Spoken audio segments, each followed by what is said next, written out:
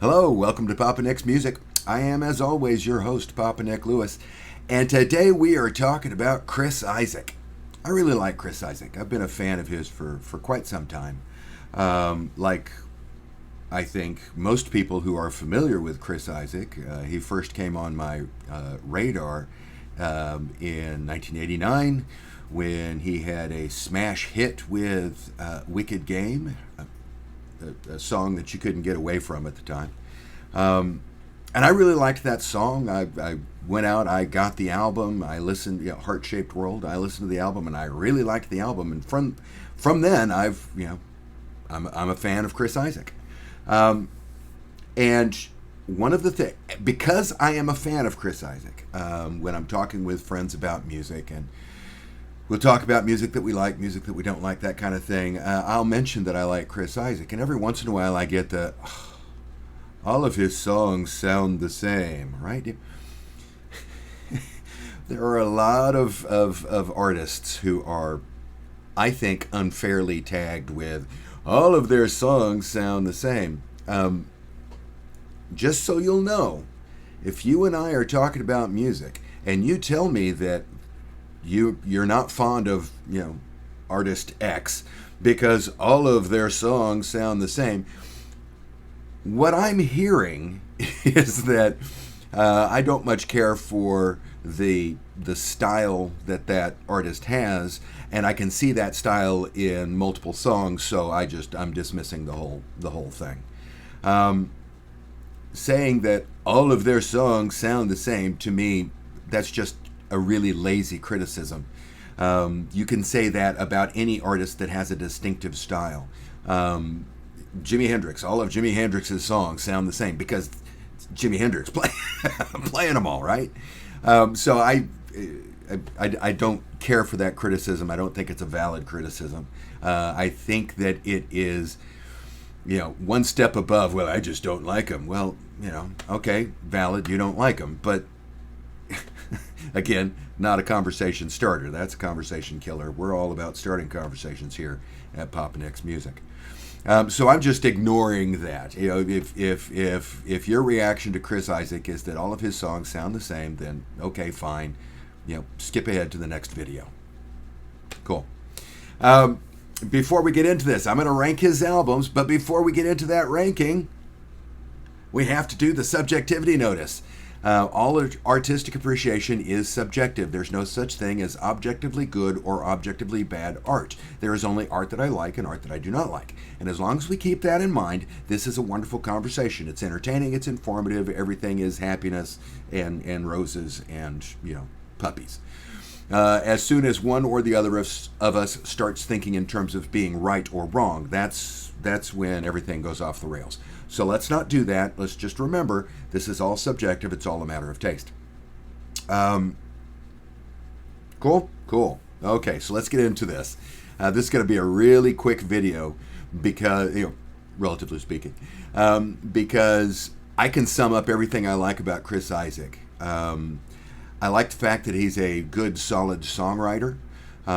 His songs are, I think they are well crafted. I'm not going to go so far as to say that they are high art or anything like that. But I think he's a solid songwriter. I think his songs, they're well crafted. He writes a good melody. His chord progressions, while being fairly simple, are also, I think, well done. He writes a good lyric. Okay, yeah, he tends to be a bit on the forlorn and, the love of my life has left me in the ditch, and yeah, but that's not. It's not like all of his songs are sad and pitiful. A lot of them are. Wicked Game is a sad and pitiful song, but overall, he writes a good lyric, and he is a heck of a good performer. I've seen him in concert, I don't know, a handful of times, maybe 4 or 5 times, something like that. And he always puts on a really good show. He's one of those artists that if he's going to be anywhere within a reasonable drive from San Antonio, the corporate headquarters of the multinational entertainment conglomerate that is Papa Nick's Music. I'm going to make the trip to see him. It's just, he's that good. It's that much fun. Yeah, I have that much fun when I see him in concert.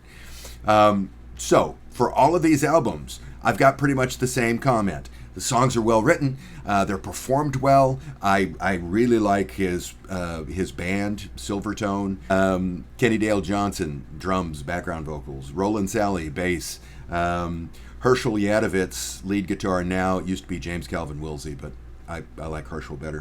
Herschel's a hell of a guitarist. Has also released several good albums. Strongly recommend Narabian. Oh man, good album. Scott Plunkett on keyboards. It's a good, strong band. They play well live. It's very entertaining. So I like the music. I like the songwriting. Very few songs that are skippers. So across the board, he's got good albums, and I love all of them for essentially the same reason. So I'm going to plow through this top 10, or this ranking that just happens to have 10 albums pretty quickly.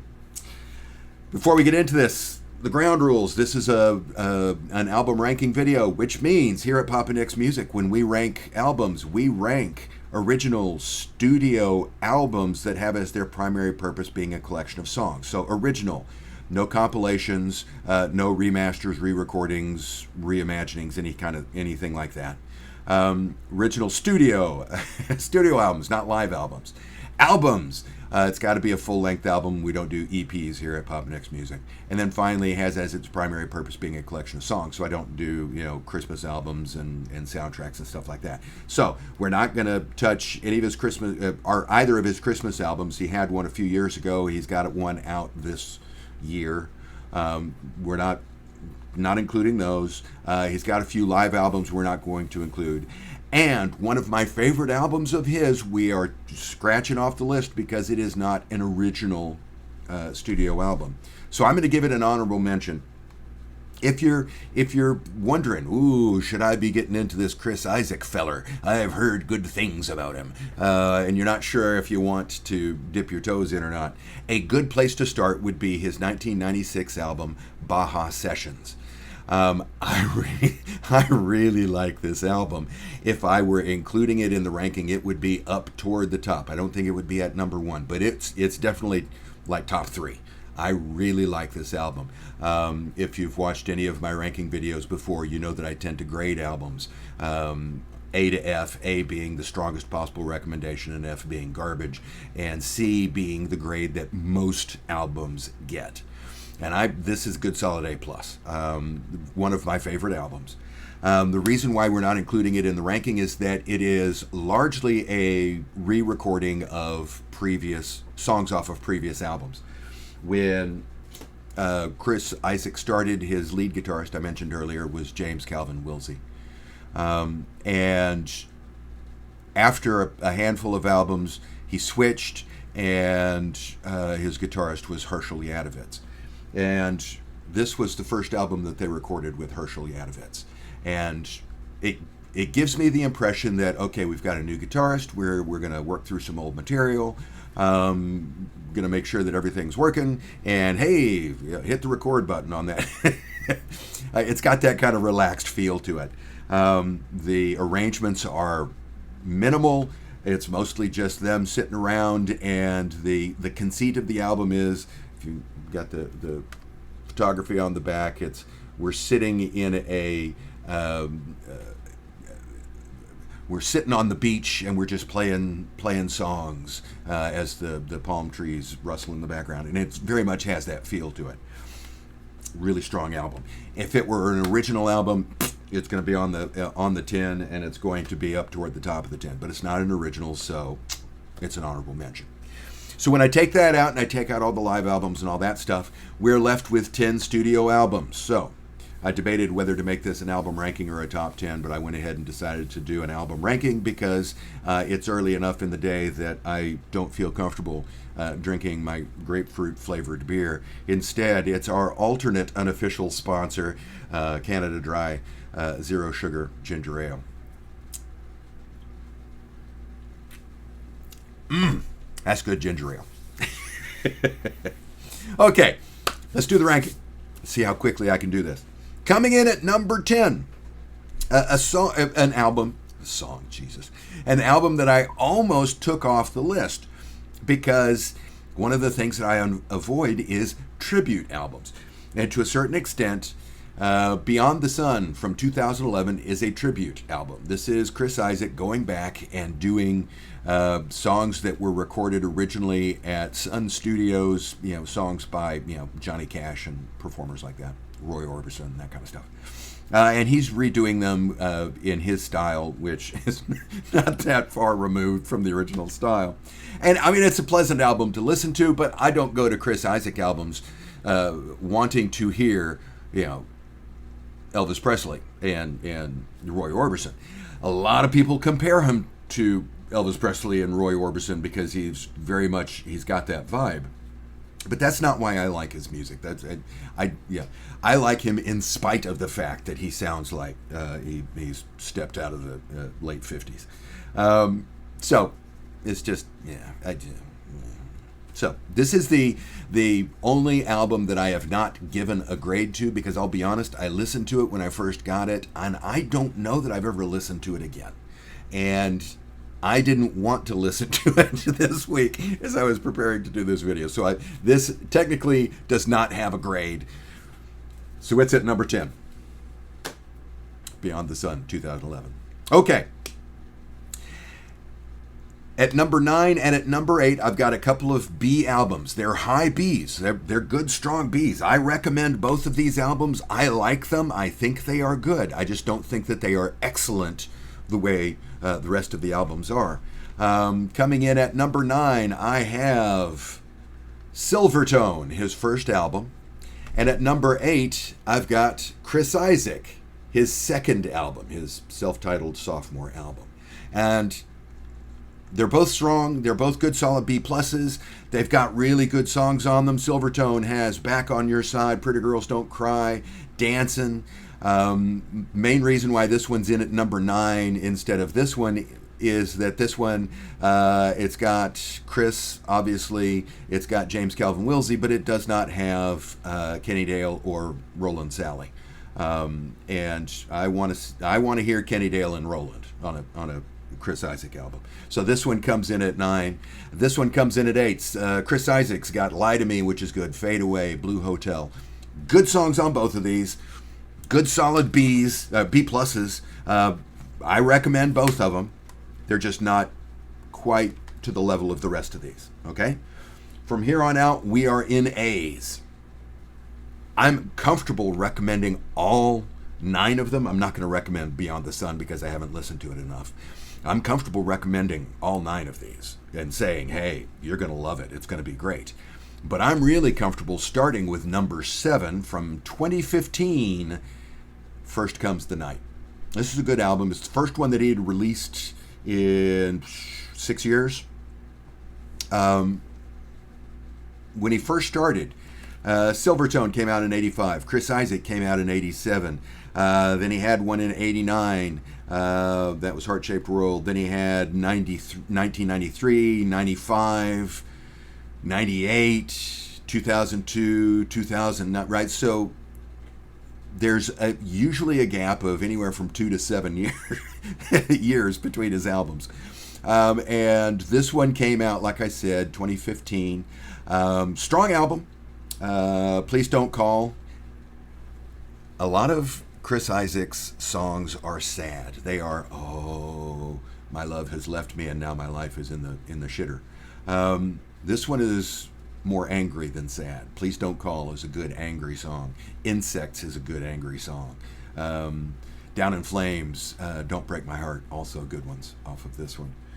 Down in Flames is particularly impressive in that it's a song about, or it's a song that starts with listing people who have died and the ways that they've died. And it's not normally how you would start a toe-tappy little pop ditty. But anyway, coming in at number 7, First Comes the Night from 2015. Number 6, we've got the album that preceded it, 2009's Mr. Lucky. This is an album that when I got it, I listened to it. I thought, oh, okay, hey, this is great, and then I got distracted by Shiny Objects, and it kind of sat in the stack for a while. And every once in a while, I go back to it, and it's like, I think I like that one. Do I? And I'll play it, and oh yeah, this is great. And then it, Shiny Objects again, right? And I was listening to it again this week because I was getting ready for this video, and it's like, yeah, this is really good. The fact that I keep getting distracted away from it by Shiny Objects is why it is coming as far down as it is. That is my very nice way of saying that if I'm listening to these albums back to back over the course of a week, over a course of 2 weeks, and doing nothing but I'm listening to Chris Isaak, I think this one's going to climb up the ladder. I'm giving it a good solid A minus. Same grade that I'm giving to First Comes the Night. We've got Tomorrow's a great song, Take My Heart. Oh, I like Take My Heart. Big Wide Wonderful World, Mr. Lonely Man. There's good stuff on here. Number 6, Mr. Lucky. Okay. Number 5. Now I had 2 A minuses. Now I've got 2 A's. My first A is 2002's Always Got Tonight. I really like this album. Let Me Down Easy was the radio single off of this one. Notice the Ring, American Boy. Really like American Boy. That's just a nice, good power pop tune. It's a good, solid album. I mean, all of these, good, solid albums. I like it. Number 5, Always Got Tonight. Number 4. Now, out of all of these, this is the one that surprised me the most when I saw it, because I had absolutely no clue that there was an album out. It was like, whoa! And that was from 1998, Speak of the Devil. Had no advanced warning whatsoever that this thing was coming out. I just happened to see it in a record store one day and immediately picked up a copy of it. And I really like this album. There's a lot of good stuff on here. The title track, Speak of the Devil, is good. Flying is good. Like the Way She Moves. And it has one of my favorite, just overall, one of my favorite songs of his, and that is Breaking Apart. Breaking Apart is also... Yeah, I could have looked at the front. I'm looking at the back to see it. I knew it was on Mr. Lucky. It's also on here. He does a duet with Trisha Yearwood that is, if you do a search for Breaking Apart by Chris Isaak, this is the song that you're going to see that's going to come up. This one, there we go. This one is the better version, I think. Keep in mind, I heard it first. I heard the Speak of the Devil version of Breaking Apart first. So we have a tendency to imprint on the first version of a song that we've heard. So, yeah. But I think it's superior. I don't think he needs a country star to zhuzh it up for him. It's good enough the way it is. Okay, now we've got my top 3. All 3 of these are A pluses. All 3 of these are arguably perfect albums. The first of my... and I'm not going to go... I'm not taking the Rick Beato, who on any given day... No. They're in order. But as I often say, the distance between them is fairly small. My clear number 3 is that album that hooked me back in '98, Heart-Shaped World. There we go. This is a good album. Obviously, it's got Wicked Game on it. It's got Wrong to Love You. The title track, Heart-Shaped World. The thing that is standing between me and my judgment that it is definitely a perfect album. Get it far enough away to where I can read the track listing because I don't want to put my glasses on.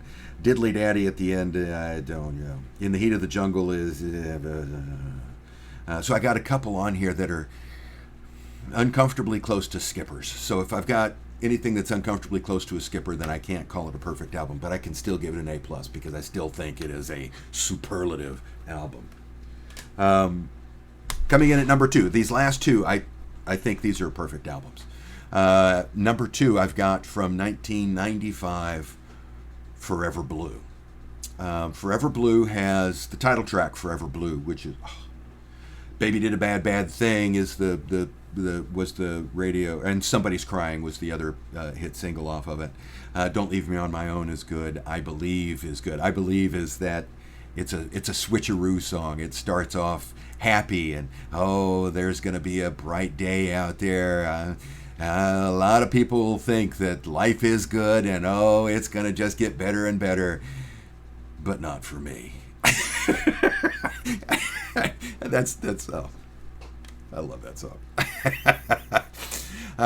Forever Blue. I love Forever Blue. But number one, San Francisco Days.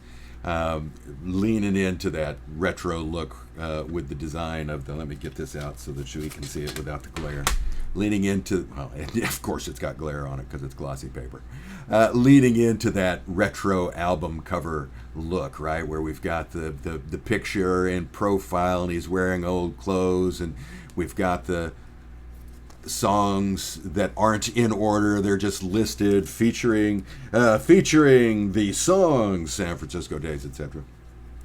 I love this album. San Francisco Days has the title track, San Francisco Days. It's got Lonely with a Broken Heart. It's got Two Hearts. Oh, if I'm making my list of top 10 Chris Isaak songs, Two Hearts is definitely going to be on that list. It's going to be up towards the top. It is a contender for number one. And it impresses me because on many of Chris's songs, he'll have these vocal breaks where he goes up into his high falsetto and warbles around a little bit. That's, one of the identifiers that it's a Chris Isaak song. You hear him, borderline yodeling in the background. And in Two Hearts, he hits, the first time I heard the song, when he hits those notes at the very end, it's like, it's like plucking a nose hair. It's got that kind of, sinus clearing. Jeez Louise, what did I just hear? Let me get to it without knocking the stack over. On Baja Sessions, he doesn't. They do a version of Two Hearts on that. He nails it.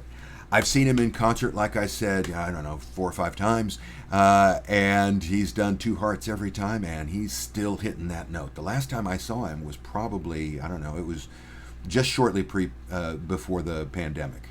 So it might have been summer of 2019. It might have been Christmas season of 2018. No, Christmas season of 2018 is probably what it was, because it was one of his Christmas shows. And he was hitting that note then. I fully expect that if I see him in concert in the next year, he's going to do Two Hearts. He's going to hit that note. It's amazing that he can do that. I got through that pretty quickly, I think. And that's how I would rank Chris Isaak's albums. Do you agree? Do you disagree? Leave a note below. Let me know how you think I did. Leave that comment below. I always love hearing from you. And as always, I would appreciate it if you would click the like button if you enjoyed the video. Click the subscribe button if you have not already done so. And go ahead and click the notification bell because, it's free. Might as well. And I appreciate that. And again, thank you for tuning in today, and I hope that the rest of your day is cheery. See you soon.